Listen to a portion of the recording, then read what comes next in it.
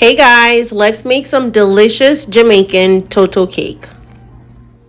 I started out by cracking 2 eggs and made sure to remove the eye. If you know, and set them aside. In a separate bowl, I sift the flour, nutmeg, cinnamon, and the salt. Next, I cream together unsalted butter and also white and brown sugar. I added in the eggs, vanilla, and little by little the flour that I sifted earlier. I added coconut and evaporated milk, and lastly, I folded in some yummy coconut flakes. I poured the batter into a greased baking dish and placed it in the oven to bake for 30 minutes until it was done. I allowed the cake to cool before cutting it into squares. Dust the top with a little powdered sugar for presentation, and you guys, look how gorgeous she is.